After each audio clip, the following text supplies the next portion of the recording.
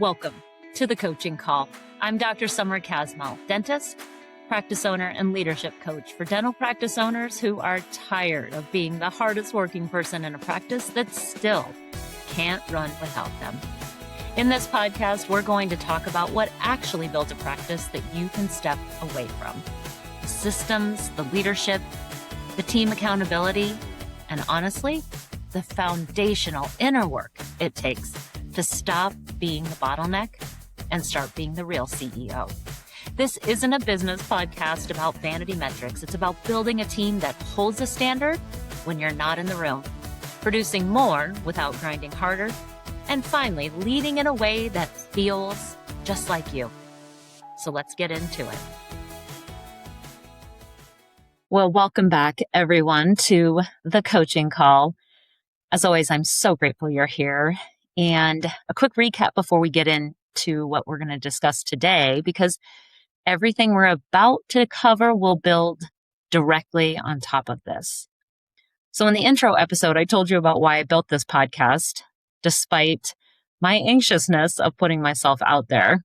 It is definitely scary.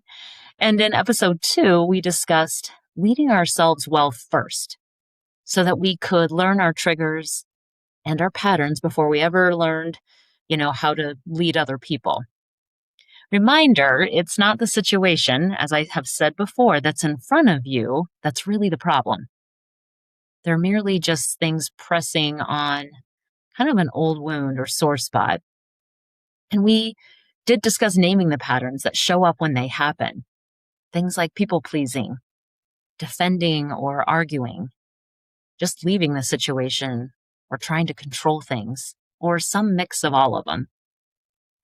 In episode 3, we talked about why strategy alone never made us feel successful long-term, like we're winning. Because whatever tools we purchase just sit on top of our nervous system, and it can't override it by itself. So we study the leader first, we steady them, we get their, nervous systems in a good place first, and then the tool, it can actually work. And better yet, it can work for a long time. With a regulated system, we may find we don't even want certain tools or need them because we know ourselves well enough to realize that tool is not going to fit our style. So, if you've done any of that work, even just a little bit that we've talked about, you've used the worksheets that were in the show notes, then you're ready for today, because today I'm handing you an actual tool. I know, doctors, leaders, we love tactical stuff. So it is something you can use starting today. And please know everything I do, I build, I create, it is definitely out of my own necessity. So I built this tool because I was exhausted in a very specific way. And I'm guessing it'll resonate with you leaders and doctors of the practices. It's that I kept repeating myself. I kept repeating the same standard, the same conversation, and it felt like 15 times with the same people. I would roll something out standard-wise, and maybe I'd watch it go great for a few weeks, and then I would see it just drop off with really no idea why. And I'd be frustrated. And here's the part that really got me.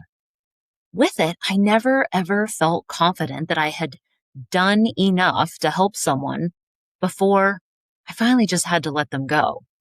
I would sit with that question for sometimes months, years at a time, and my lack of decision was always costing something. It cost me mental suffering, and it cost my team something, as they would have to work around that misaligned team member that was never going to be able to meet the expectations. And I would think, well, just wait, have I done enough? And I never could find a real clear, honest answer. So I just kept extending the runway out of guilt, while the rest of my team would just kind of quietly behind the scenes pick up the slack and then get resentful. And honestly, so did I. So I created this 5 C's as a framework that I could use, my leaders could use, to finally feel confident with our conversations and audit processes. So these 5 C's are clarity, commitment, consistency, consequences, and cutting the cord. They're really just 5 checkpoints. And when a standard isn't holding on your team, I find it's breaking down in at least one of these places, if not more. And every single time, you'll learn to know exactly where it is and exactly what's your next move instead of having to guess.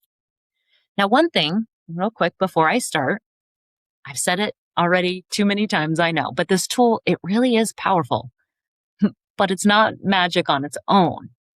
I've seen it work extremely well when the leader who is using it has done some of that work and is more regulated, when they actually take their time to walk through these. Because I know very well, as leaders and doctors, we can be incredibly impatient because often, if we're honest with ourselves, we had noticed that the standard had fallen short for a while. And we likely had tolerated some poor behavior for way too long. And so our natural instinct is to kind of rush through all of this and just expect it to work immediately. And I get it, but please hear me when I say what you heard in the first episodes is what makes this actually land initially and stick, creating lasting changes and better conversations. So we have to do the work to regulate first, and then be patient, recognizing when maybe we're a little too triggered to use the tool. Otherwise, this tool, it really does just become one more thing you deliver from a triggered and kind of resentful place, which, trust me, your team, they can feel it immediately. So let's start with the first one, clarity. I can tell you almost every breakdown, it does start here. And almost every leader, I will say, they assume they've already covered it. I know I certainly did. But clarity really does mean your team can answer these 4 questions. And without your input, doctors and leaders, what exactly is the standard? Why does it matter to the patient, to the team, and to them personally? When does it take effect? And who exactly is expected to do it? Here's where I will be really honest with you. That last one, the who, it ended up usually being me by default because I never actually said anything out loud. I think it, and I would assume. I love to assume everybody understood what I said, but they didn't. And here's the difference in practice. Vague clarity sounds something like, we really need to have better patient photos. But real clarity sounds something more like, starting Monday, every hygienist takes these 6 intraoral photos before the doctor ever walks into the room on every hygiene patient, because it's the difference maker for our patients understanding their treatment.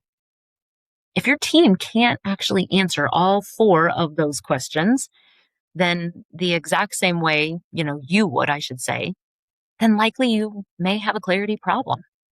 And I know I really wanted to fly through step 1 anytime I could.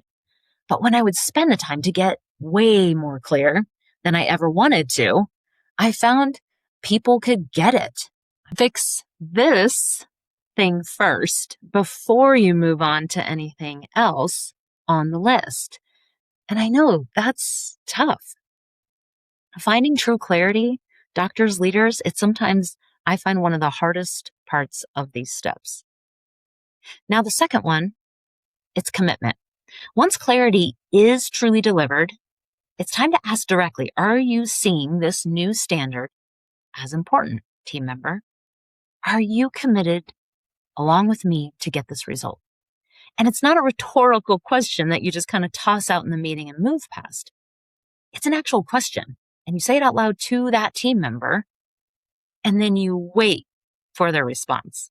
And be careful. Don't make it kind of a leading question so much as a true, curious question. Sometimes I found that team members, they feel nervous to say that no, they really don't see why something is so important. And no, they don't feel a strong sense of commitment to it like we do. We need to know that if they say no, then we need to seek to understand why, and we can't try to necessarily keep convincing them to care about certain things. But we can decide if this person can get aligned with the standard and expectations or not. And I have often had to remind people, commitment doesn't necessarily mean perfection. It means we can monitor, though, what progress is going to look like. And we can build a timeline and an audit system to help them hit that standard consistently. And that can be something like, we will meet weekly on Wednesdays at lunch to check these 2 specific metrics and see how are we progressing. In those meetings, it'll give us a chance to really measure the progress and then tweak the system if we finally hit snags. How about let's shoot for 6 weeks to have this dialed in and a new consistent habit. That then becomes an explanation of what commitment looks like.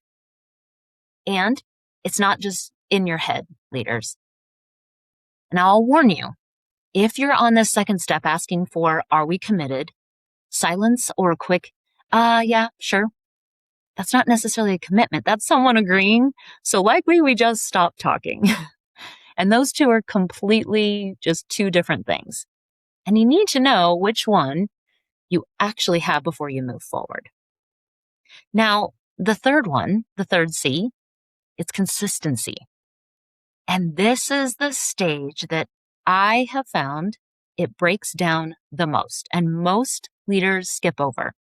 And it's the one I find leaders actually take the most personally. So when I say consistency, I mean, what will keep us from being consistent with this new standard?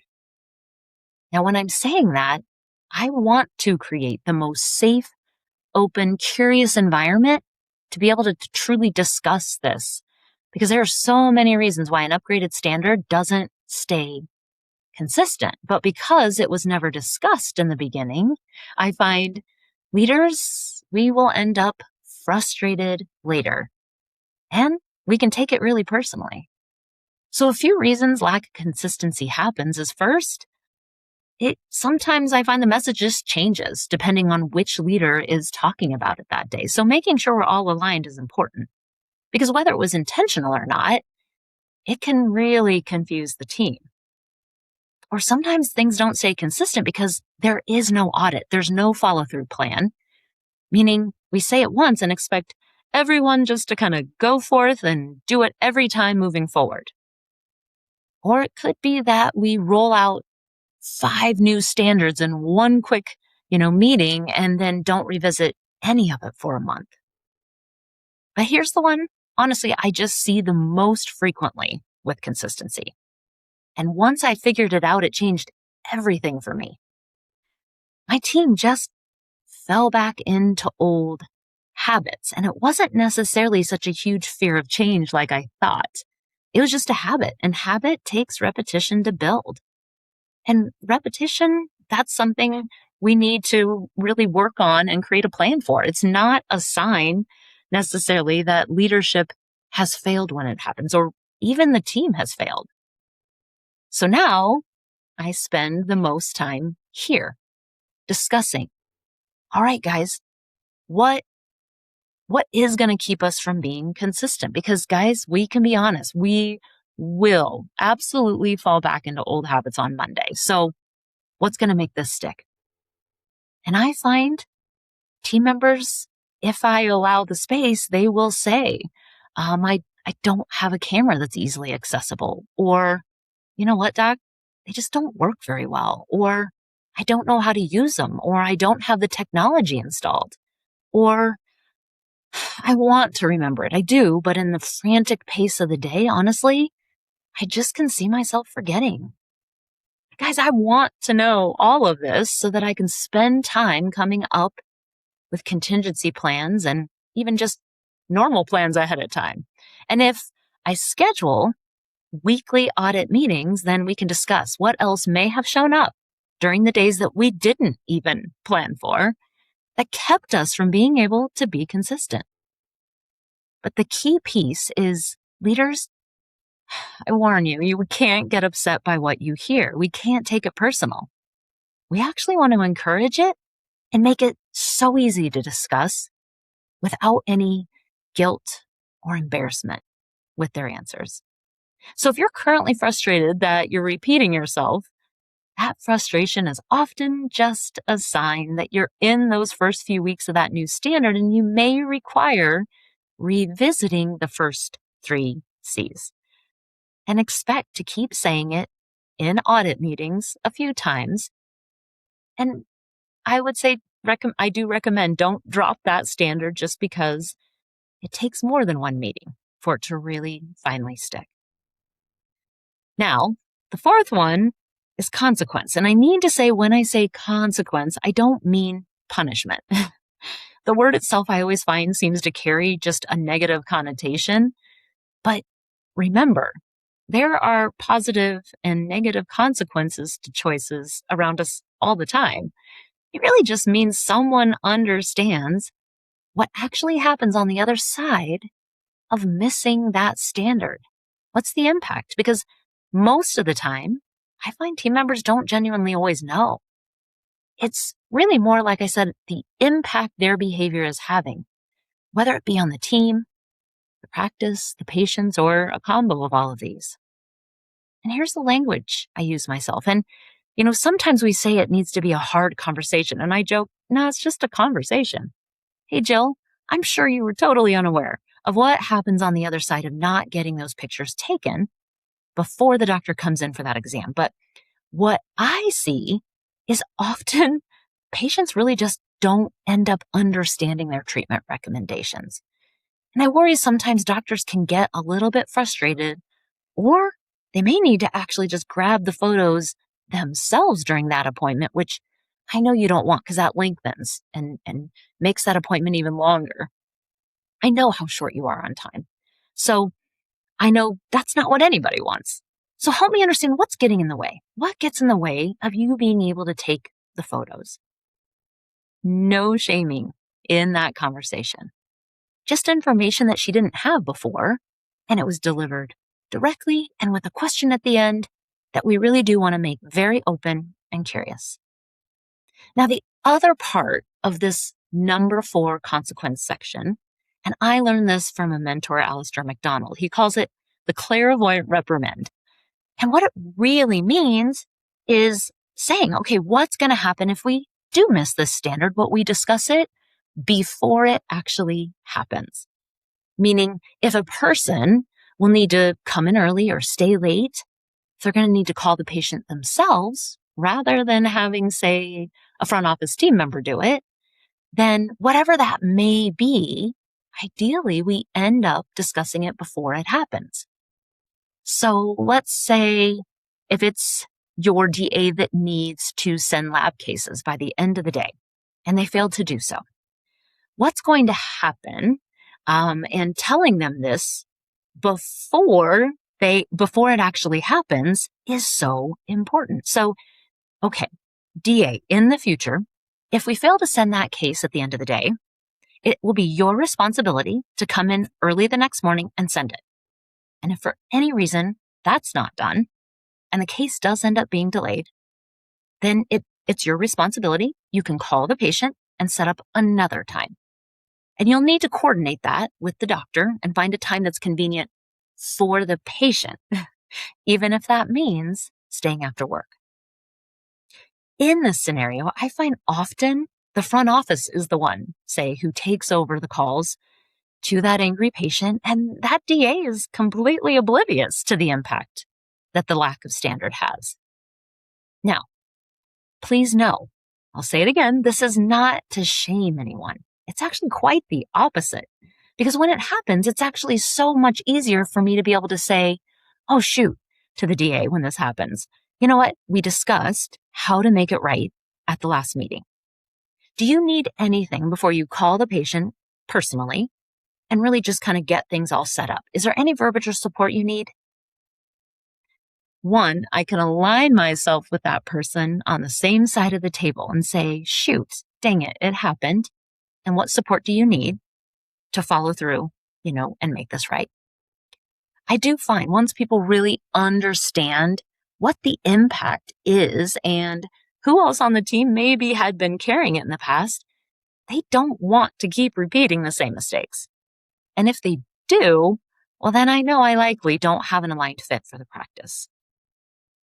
Now, here's where, and some of you have heard me say this, but here's where that doormat to kind of dictator leadership style swing, it ends up happening, is as leaders will miss a standard or we'll see that it's been missing, but we let it slide because, we just don't want to repeat ourselves again, or we don't have time to address it right then or properly that day.